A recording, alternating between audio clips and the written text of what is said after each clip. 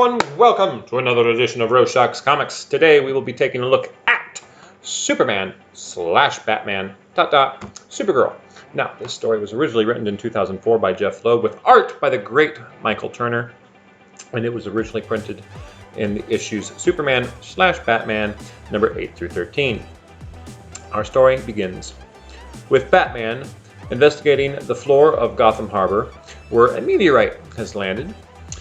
He's talking to Superman via comlink, who is currently quarantined in the Fortress of Solitude with cryptoronavirus? I don't know. Sounds good, right? So anyway, they're arguing back and forth because, Superman feels he should be sitting around at home doing nothing. He should be out helping, doing something with his life. Superman argues back that, shut up. You told us you'd give us 2 weeks, and if you don't knock it off, I'll call your wife. So, Batman arrives at the crash site where he finds the harbor floor littered with various forms of kryptonite, and then he finds an escape pod. He approaches the pod, finds an inscription, and is then alerted that his Batboat has been accessed by an unauthorized personnel. He fires his grapple to get back to the Batboat, which is then crashed into the docks of Gotham Harbor, and a naked, blonde young woman steps out from the wreckage. She approaches some dock workers, speaking a language they've never heard before. One of them reaches out to touch her. She takes his hand and breaks his fingers like they're made of glass. She then flees, finds herself downtown where she's struck by a car. She has no injuries, not even a scratch. The car, on the other hand, is totaled. She flies to the roof of one of Gotham's many skyscrapers where she's confronted by Batman, and out of fear she destroys a police dirigible. At this point, Batman says, "You know what, Clark, I do have a job for you. Get down here." Superman flies in, catches the dirigible before it can strike any of the buildings, and tosses it out into the harbor. Batman finds this young woman hiding in an abandoned warehouse. Using kryptonite to incapacitate her, he brings her back to the Batcave. Now, in the Batcave, he begins to do a DNA test on her, which confirms his suspicions. This girl is Kryptonian. Well, she awakes, flies up into the air, where she's caught by Superman. They begin having a discussion in Kryptonese. Kryptonese, who knows.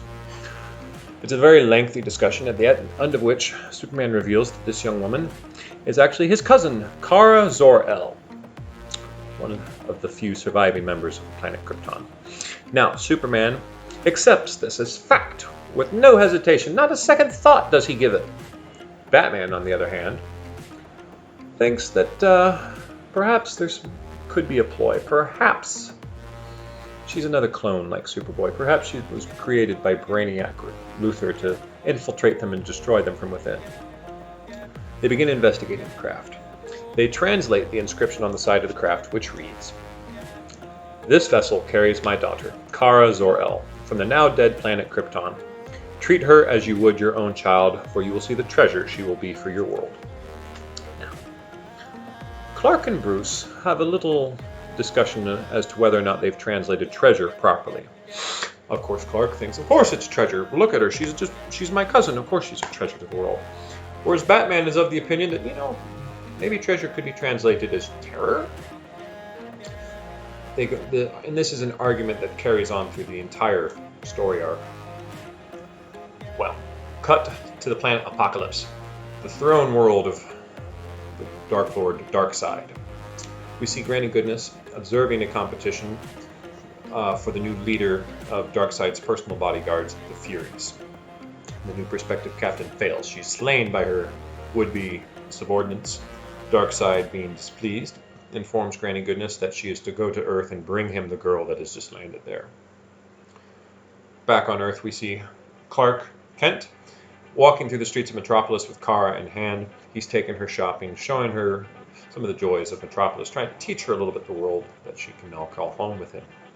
They're walking through the park, and she's kidnapped by Amazons, led personally by Wonder Woman, who take her to Themyscira, and we find that this abduction has been arranged by Batman to get Kara out of the cities, away from the general population, and into a safe place where she can be trained and observed.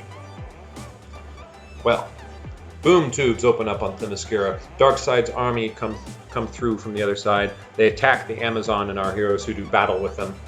And we discover that this was just a distraction for the Furies, boom tube to the other side of the island and have taken Kara to Apocalypse. Our heroes enlist the help of Big Barda, who, with her husband, Mr. Miracle, escaped from Apocalypse many years ago, and Big Barda is actually the former captain of the Furies. She agrees to help them bring Kara home. They boom tube to Apocalypse and split up. While there, Batman discovers an armory of hell spores. Now, hell spores are bombs, one of which will blow a hole straight to a planet's core, igniting a great fire pit. There are 500 of them in this armory. Wonder Woman and Big Barda split up. They are found by the Furies and taken captive.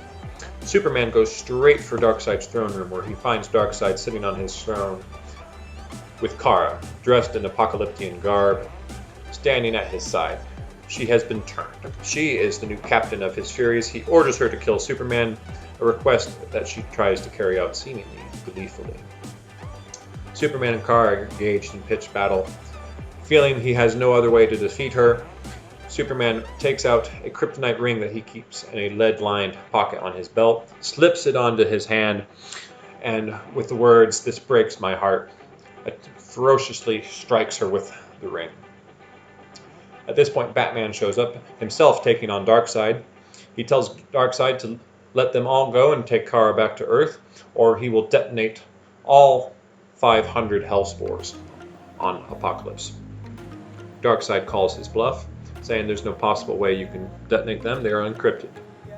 Batman then recites Darkseid's own encryption back to him, saying that they were encrypted, I broke your encryption and added my own in.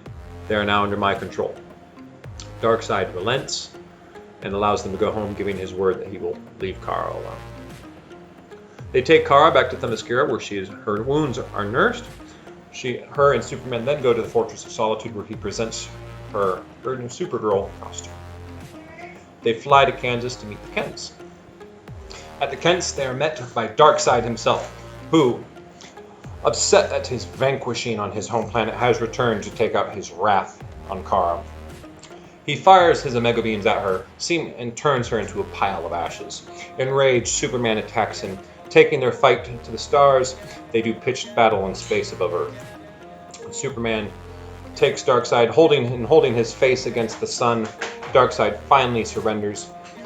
Superman then boom tubes the two of them out to the Source Wall, the wall that encircles the universe and imprisons him there. Returning to Earth, we discover that Kara is actually alive and well, and it was a ruse meant to convince Darkseid that he had destroyed her so that she could stay and live at peace.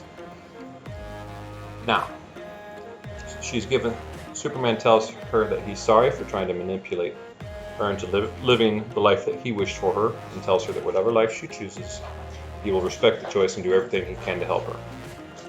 She chooses that she wants to try and follow in his footsteps, and is introduced to the entire Justice League, the Outsiders, and the Teen Titans.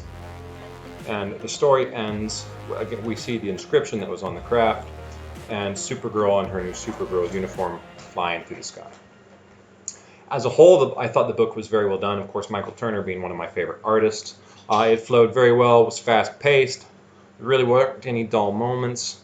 And we get to see a whole litany of characters. I mean, of course, Superman and Batman, Supergirl being at the forefront. We've got Wonder Woman. We see almost the entire Justice League at the end.